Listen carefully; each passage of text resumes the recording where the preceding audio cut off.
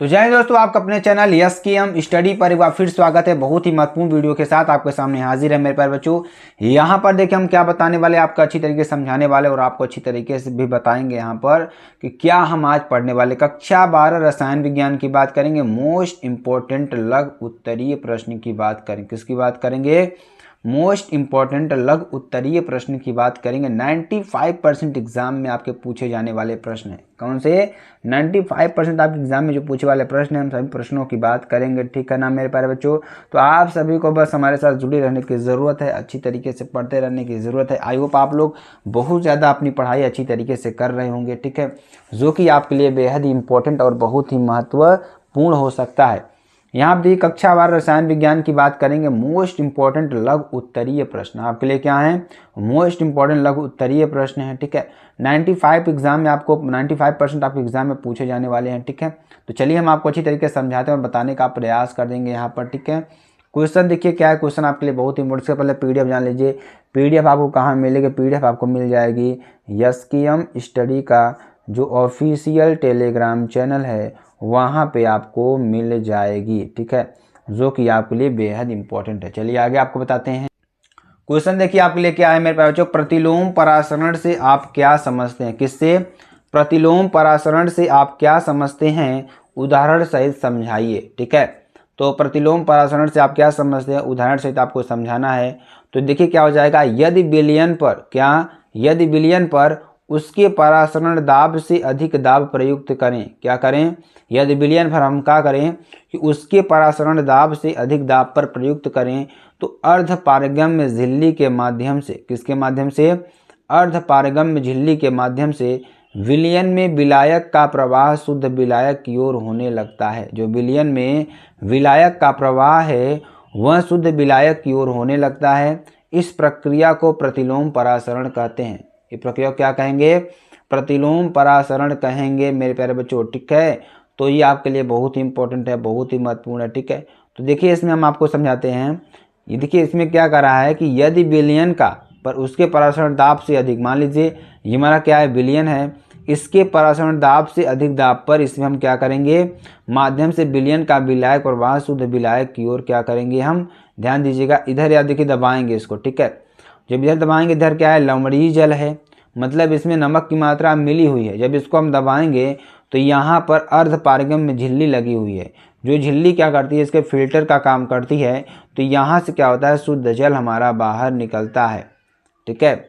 इस प्रक्रिया क्या कहते हैं? प्रतिलोम परासरण कहते हैं, ठीक है। ये हमारी क्या है, अर्ध पारगम्य झिल्ली। आई होप आपको अच्छी तरीके से समझ में आ गया होगा। चलिए आगे आपको बताते हैं। इसमें देखिए प्रतिलोम परासरण के लिए आवश्यक दाब बहुत अधिक होता है। जो प्रतिलोम परासरण होता है इसके लिए जो आवश्यक दाब होता है बहुत अधिक होता है। इसके लिए सेल्यूलोज एसीटेट की बनी झिल्लियों का उपयोग किया जाता है। इसके लिए क्या कहता है? सेल्यूलोज एसीटेट की बनी झिल्लियों का उपयोग किया जाता है। ये झिल्लियाँ जल के लिए पारगम्य हैं। जल के लिए क्या है मेरे प्यारे बच्चों?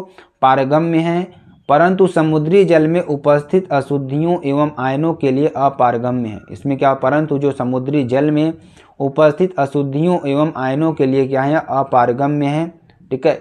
आजकल बहुत से देश अपने शुद्ध पेयजल की आवश्यकता के लिए विलवणीकरण संयंत्रों में, किसमें, विलवणीकरण संयंत्रों में इस प्रकार की झिल्लियों का उपयोग करते हैं, ठीक। इसमें विलवणीकरण मतलब उसमें से लवण की मात्रा को निकालने के लिए इसका उपयोग किया जाता है, ठीक है। तो आई होप आपको अच्छी तरीके से समझ में आ रहा होगा मेरे प्यारे बच्चों, तो कि आपके लिए बहुत इंपॉर्टेंट क्वेश्चंस हैं। सभी लोग अच्छी तरीके से पढ़िए, ठीक है।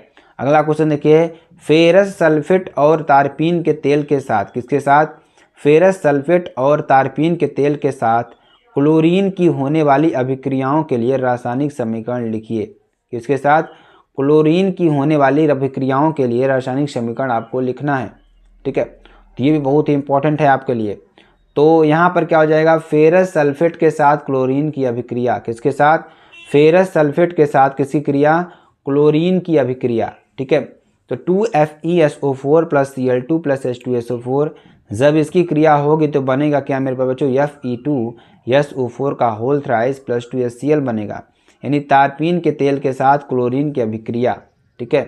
तो यहाँ से क्या हो जाएगा C10H16 क्या हो जाएगा C10H16 प्लस 8Cl2 जब क्रिया करेगा तो क्या बनाएगा 10C यानी 10 कार्बन प्लस 16 HCl आपका बनाएगा। ठीक है, तो ये भी बहुत इंपॉर्टेंट है आपके लिए। चलिए अगला आपको आगे बताते हैं। अगला क्वेश्चन देखिए आपके लिए क्या है, मानक इलेक्ट्रोड विभव। क्या मानक इलेक्ट्रोड विभव यानी हाइड्रोजन इलेक्ट्रोड का सचित्र वर्णन कीजिए। इसका आपको क्या करना है, सचित्र वर्णन करना है। ठीक है, तथा इसकी एक उपयोगिता भी लिखिए। इसकी आपको एक उपयोगिता भी लिखना है। ठीक है, तो क्या हो जाएगा, मानक इलेक्ट्रोड विभव, मानक इलेक्ट्रोड में कांच की नली में, किसमें, मानक इलेक्ट्रोड में कांच की नली में बंद प्लेटिनम, किसमें, ध्यान दीजिएगा बहुत ही इंपॉर्टेंट क्वेश्चन, अच्छी तरीके से समझेंगे तभी समझ में आएगा, ना तो समझ में नहीं आएगा। तो सभी लोग जुड़े रहेंगे तभी आपको समझ में आएगा। ध्यान दीजिएगा, मानक इलेक्ट्रोड विभव यानी मानक इलेक्ट्रोड में कांच की नली में, किसमें, कांच की नली में बंद प्लेटिनम इलेक्ट्रोड होता है। क्या होता है, बंद प्लेटिनम इलेक्ट्रोड होता है, जिस पर सूक्ष्म विभाजित प्लेटिनम की परत चढ़ी रहती है। इस पर क्या होता है, सूक्ष्म विभाजित प्लेटिनम की परत चढ़ी रहती है। यह इलेक्ट्रोड जो होता है H+ आयन के, क्या होता है, यह इलेक्ट्रोड जो होता है H+ आयन के 1 बिलियन, क्या 1 बिलियन सामान्यतः 1 mHCl में रखा जाता है, तथा इसमें एक वायुमंडल दाब पर, इसमें कितना रखा जाता है, एक वायुमंडल दाब पर शुद्ध H2 गैस, जो शुद्ध H2 गैस है वो क्या होती है, निरंतर प्रवाहित की जाती है। निरंतर क्या की जाती है, प्रवाहित की जाती है। प्लेटिनम पर उपस्थित सूक्ष्म विभाजित प्लेटिनम पर क्या होते हैं, प्लेटिनम पर जो उपस्थित सूक्ष्म विभाजित प्लेटिनम है, उपस्थित सूक्ष्म विभाजित प्लेटिनम ब्लैक H2 को, किसको, ब्लैक हाइड्रोजन को अवक्षेपित करके, क्या करके, अवक्षेपित करके H2 तथा H+ आयनों में, किसमें, H2 तथा H+ आयनों में शीघ्र ही क्या करे, ध्यान दीजिएगा, शीघ्र क्या करता है, साम्य स्थापित करने में क्या करता है, सहायता करता है। और ध्यान दीजिएगा, मानक इलेक्ट्रोड विभव कैथोड और एनोड दोनों के समान कार्य करता है। जो मानक इलेक्ट्रोड विभव है वो कैथोड और एनोड दोनों के समान कार्य करता है। ध्यान दीजिएगा, यहाँ पर देखेंगे 1 ATM पर H2 गैस, क्या 1 ATM पर H2 गैस, तो 1 मोल HCl, यहाँ क्या 1 मोल HCl है। ठीक है, ये हमारा क्या है, पूरा प्लेटिनम की पत्ती है। ठीक है, ये क्या हमारा प्लेटिनम की पत्ती है। यहाँ से हम क्या करते हैं, आवेश को देते हैं। उसके बाद देखिए प्लेटिनम की पत्ती है, तो मानक इलेक्ट्रोड हाइड्रोजन, क्या होता है, मानक इलेक्ट्रोड हाइड्रोजन। ठीक है, तो ध्यान दीजिएगा ये आपके लिए है। तो जब यह एनोड की भांति कार्य करता है तब ऑक्सीकरण होता है। जब यह एनोड की भांति कार्य करेगा तब यहाँ क्या होगा, ऑक्सीकरण होता है, और कुछ हाइड्रोजन गैस H+ आयनों में परिवर्तित हो जाती है। यानी कुछ हमारी क्या है, हाइड्रोजन गैस है जो H+ आयनों में क्या होती है, परिवर्तित हो जाती है। ठीक है, तो H2 गैस जब क्रिया करेगा तो क्या बनाएगा, 2H+, ये एक्वा प्लस 2 इलेक्ट्रॉन। ठीक है, आपके लिए हो जाएगा। तो ये H+ आयन, किसमें, ये जो H+ आयन है विलयन में चले जाते हैं, किसमें चले जाते हैं, विलयन में चले जाते हैं। ठीक है, इसमें देखिएगा जब मानक हाइड्रोजन इलेक्ट्रोड कैथोड की भांति कार्य करता है, जो मानक इलेक्ट्रोड है हाइड्रोजन इलेक्ट्रोड कैथोड की भांति कार्य करता है तब अपचयन होता है। क्या होता है, अपचयन होता है, और विलयन में उपस्थित कुछ H+ आयन, जो विलयन होता है उसमें उपस्थित कुछ H+ आयन, ठीक है, H2 गैस में परिवर्तित हो जाते हैं। किसमें, H2 गैस में परिवर्तित हो जाते हैं। तो आप ध्यान दीजिएगा 2H+ एक्वा प्लस 2 इलेक्ट्रॉन, यहाँ पर H2 गैस आपका बनेगा। ठीक है, तो ध्यान दीजिएगा, मानक इलेक्ट्रोड कैथोड को उत्क्रमणीय इलेक्ट्रोड भी कहा जाता है। जो मानक इलेक्ट्रोड हमारे हैं उन्हें हम क्या कहते हैं, उत्क्रमणीय इलेक्ट्रोड भी कहा जाता है, क्योंकि यह एनोड तथा कैथोड दोनों की भांति व्यवहार करता है। किसके भांति, एनोड तथा कैथोड दोनों की भांति व्यवहार करता है। इसे PtH2G 1 ATM H+ 1 मोल तथा प्रदर्शित करते हैं। इसे इस तरीके से प्रदर्शित करते हैं, जो कि आपके लिए बहुत इंपॉर्टेंट। उपयोग की बात करेंगे, इसका उपयोग कहाँ होगा, तो उपयोग देखिएगा मेरे प्यारे बच्चों, किसी इलेक्ट्रॉन का इलेक्ट्रोड विभव ज्ञात करने के लिए, किसी इलेक्ट्रॉन का क्या ज्ञात करने के लिए, इलेक्ट्रोड विभव ज्ञात करने के लिए इस इलेक्ट्रॉन को मानक परिस्थितियों में मानक हाइड्रोजन इलेक्ट्रॉन के साथ संयोजित करके एक सील तैयार करते हैं। क्या करते हैं, एक सेल तैयार करते हैं। इलेक्ट्रोडों के मध्य विभवांतर को वोल्टमीटर, क्या इलेक्ट्रोडों के मध्य जो विभवांतर है, विभवांतर को वोल्टमीटर की सहायता से माप लेते हैं। किसकी सहायता से? वोल्टमीटर की सहायता से क्या कर देते हैं? माप लेते हैं। चूंकि यहाँ पर क्या होगा, मानक इलेक्ट्रोड का इलेक्ट्रोड विभव शून्य माना जाता है। जो मानक इलेक्ट्रोड का इलेक्ट्रोड विभव है क्या माना जाता है? शून्य माना जाता है। अतः वोल्टमीटर का पाठ्यांक विचाराधीन इलेक्ट्रोड का मानक इलेक्ट्रोड विभव दर्शाता है। जो हमारा, ध्यान दीजिएगा मेरे पास, जो हमारा क्या है माना जाता है कि अतः वोल्टमीटर का जो पाठ्यांक है वो विचाराधीन इलेक्ट्रोड का मानव इलेक्ट्रोड विभव दर्शाता है। ठीक है, ये आपके लिए हो जाएगा। चलिए आगे आपको बताते हैं। अगला देखिए क्या है, विद्युत अपोहन। ठीक है, विद्युत अपोहन को समझाइए, विद्युत अपोहन क्या होता है। ठीक है, तो विद्युत अपोहन देखिएगा यहाँ पर अपोहन की प्रक्रिया धीमी गति से होती है। जो अपोहन की प्रक्रिया होती है ना मेरे पास बच्चों, वो धीमी गति से होती है यदि अशुद्ध सॉल की भरी जो हमारी जंतु झिल्ली होती है, किसकी? यदि अशुद्ध सॉल की जो भरी जंतु झिल्ली है, पारगम्य झिल्ली की थैली, दोनों ओर इलेक्ट्रोड लगा देते हैं। इसके दोनों ओर क्या कर देते हैं? इलेक्ट्रोड लगा। जैसे देखिए यहाँ पर चित्र में भी आपको दिखाएंगे, तो जैसे आप यहाँ पर देख रहे हैं, इसके दोनों ओर हमने क्या कर दिया? इलेक्ट्रोड लगा देते हैं। ठीक है, ये हमारी क्या है? आयनिक है, आयनिक है। और ये हमारी क्या है? जल है, जल यहाँ से निकलेगा। ठीक है, जहाँ से जल जाएगा वहाँ से निकलेगा। तो ध्यान दीजिएगा, इधर एनोड है, इधर कैथोड है।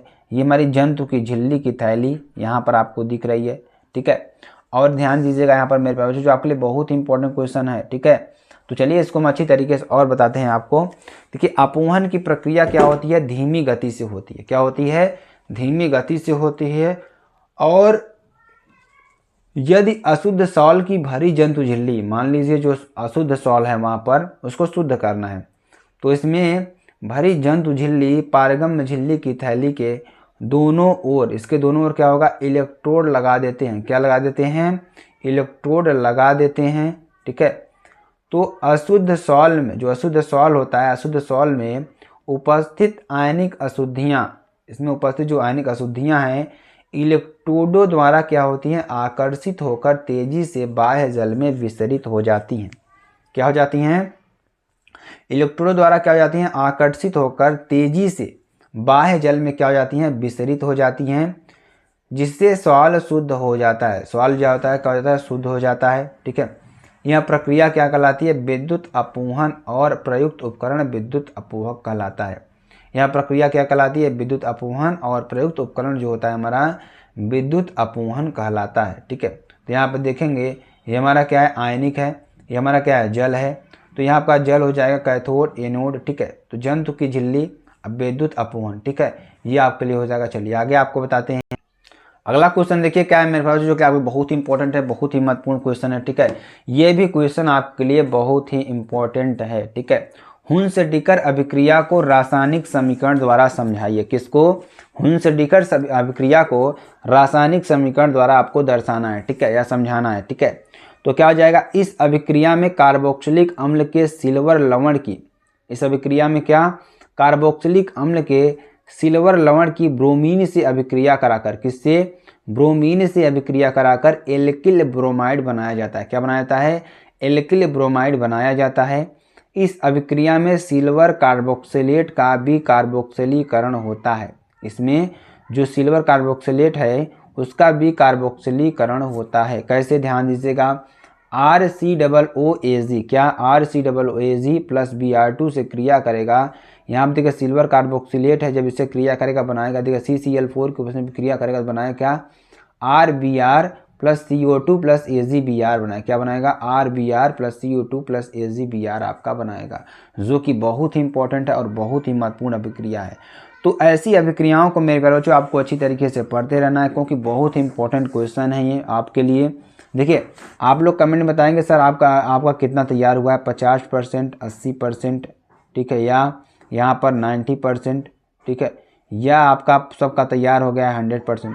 तो सभी लोग कमेंट करके बताएंगे। ठीक है, तो अगर आपको वीडियो पसंद आती है ना, आप चैनल को लाइक, शेयर, कमेंट, सब्सक्राइब जरूर कर सकते हैं। फिर मिलते हैं नेक्स्ट वीडियो में नए टॉपिक के साथ। तब तक के लिए जय हिंद, जय भारत।